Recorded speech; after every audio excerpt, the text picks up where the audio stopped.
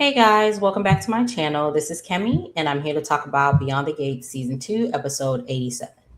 Now, before we begin, make sure you guys are liking, subscribing, and turning on your post notifications so you'll know whenever I post. All right, so we start the episode off with Vernon and Anita. Well, actually, with Anita. She's on the phone with Titus and telling him to bring the car around. Vernon comes downstairs and wonders why she's dressed, and she tells him that she's ready to get her life back, and she's going to the doctor to find out next steps. So they get to the doctor, and the doctor tells her that the tumor has shrunk, and she responded well to chemo, and the tumor shrunk and it's localized now. So she wants to know the next steps. He explains the next step. So he tells her the mastectomy process. It is a major surgery. You'll be under anesthesia, um, 2 to 3 hours on both sides, and then it could take longer if you decide to go the reconstructive route. The lumpectomy, it will the lumpectomy just removes the tumor and tissues around it, and it takes about 1 to 2 hours of recovery. But oh no, I'm sorry. It takes about 1 to 2 hours of surgery, but recovery is relatively quick. But you do have to do radiation afterwards, but it's not as aggressive as chemo. There is a second factor, which is age, and the younger patients normally go the more aggressive route, and that's because they're younger, and there is a possibility that it could come back, so they would rather just cut it all out and just be done with it. So he tells her that surgery depends on the person and how well they're, like, how fit they are, and it doesn't matter the age. So she talks to Vernon, and she basically tells him that she wants to do the lumpectomy, and so he's just like, all right, I'm with you. She asks the doctor what's the next step. He tells her it normally takes about a month because take some tests and make sure everything is up to par before we go in and actually go ahead and cut it. So she says okay. He's gonna go schedule the surgery. She talks to Vernon, and they're talking about all the things that they're looking forward to while they wait for this next step or whatever. They talk about Cotillion and Chelsea and Madison's wedding, just like all the different things that they're looking forward to, and then happy that she's going to be here for. So she thanks him. She asked him how does he feel about it, and she says he tells her, your body, your choice. I'm just glad that I'm on this journey with you. Um, uh, he yeah okay. So she thanks him for always standing by his side. So we see, um, we see Randy and Mona. They run into each other at Orphe Jeans, and they flirting, and then they talking. He tells her that Lynette's out of the picture. She tells him he needs to go to church. They have a good little conversation. When she's leaving, she tells him, don't, you are a strong man, but let God carry some of that burden or whatever. So she goes to the hospital. She runs into Anita and Vernon, and she basically tells Anita that she wants to start a cancer care team through her church to provide support to cancer patients as well as their families, to pray with them, to bring them meals, to have somebody to sit with them during their chemo, or just have a lending ear, because there's some people that don't have anybody, and she wants to, you know, create that with her church. Anita tells her she has her full support, and whatever she needs, she'll be there. Vernon comes back, and he downplays his role in Anita's you know recovery or whatever. And Anita, speaks life. She calls him an angel and just like speaks life into him. So we see, um let's see, sorry about that. So we see Vanessa. She is at the casino, and she kisses Joey. She's happy that Donnell is back in town, and she mentions Doug and gets misty eyed. She talks about how Doug doted on the kids during their cotillion, and she was looking for his cufflinks to give to Donnell, but she couldn't find it. So Joey understands, and he's just like, you don't have to, not speak about him or whatever. Then they start talking. They start talking about cotillion and what people think of cotillion versus what it really stands for. Vanessa then gives Joey some intel on his sister that she went looking for. He snaps at her and tells her, I didn't ask you to do that. And she's, she's saying, this is something that you do for, um, this is something that you do for people that you love. And he tells her, she's doing this because she thinks she knows what's best for everyone, and she's trying to feel less guilty about her own life. Um, she walks out. She then meets Donnell at Uptown, and Donnell realizes something's wrong with her, and he tries to talk to her and make sure everything is okay or whatever, but she doesn't want to talk about it. She um yeah, she doesn't want to talk about it.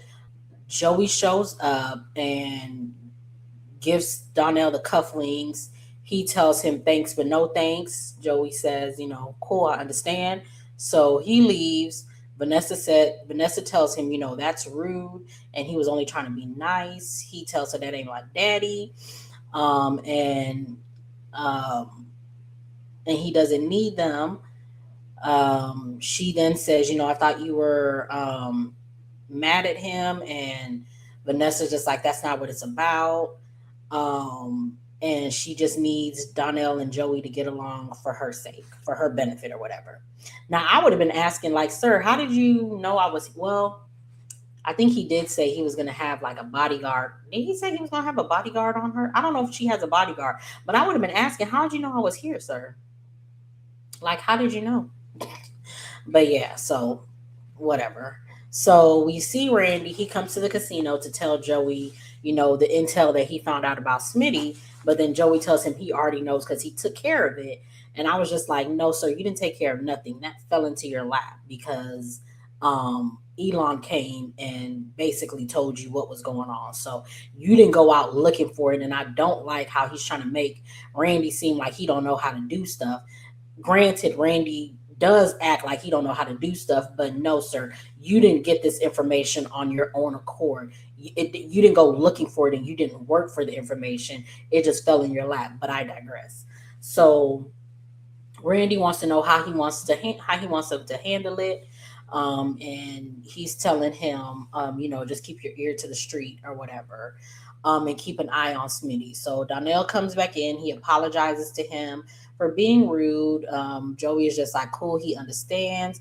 He says, I know I'm not your dad, and that's the reason why I didn't have any kids. And I could have sworn for the life of me that we knew that Joey had a kid, which is why everybody was, well, at least I know, at least I was, people were saying, oh, how they thought either Ashley or Derek could be his kid. Because I remember them talking about how Ashley didn't know who her father was, and we didn't know who Derek's people were. So I could have sworn we knew that he had a kid. So that's why everybody was speculating that either one of them could be his kid or whatever. But I guess they done retconned the kid out of his life at this point. So yeah, he ain't got a kid now. So Donnell is looking at the cufflinks, and Joey tells him, take the cufflinks, sleep on it. If you wear them, cool. If you don't, cool. No harm, no foul. So Donnell takes the cufflinks and goes. So um, we see, we see Nicole and Samantha. They're at the country club and they're talking about cotillion, and then in walks Chessy and Anastasia. Chessy and Anastasia come up to them and they start talking bad about Samantha, basically saying how she don't belong. She ain't a blood Dupree. She's from the other side of the tracks. She low down gutter. Just all this other extra stuff. Um, Nicole says some stuff, but she really don't say nothing. Chessy and Francesca go and sit down, and then Nicole approaches Chessy and Francesca, and She tells Chessy to go fix her lipstick or whatever, and she sits down with Anastasia, and Anastasia proceeds to continue to call Samantha every name in the book but her name or a child of God. And Nicole sits there and said all she does is say to hell with you.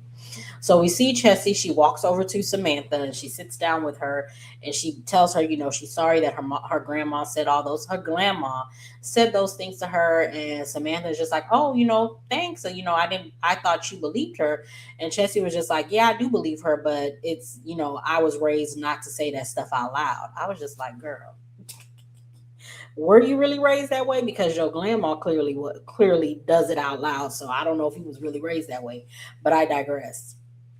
So she gets up and walks away. Nicole comes back and wants to know what she said, but she won't say because she's sad or whatever. And sorry. So yeah. So where am I on my notes? Sorry. So yeah. So she won't say. She doesn't want to talk about it.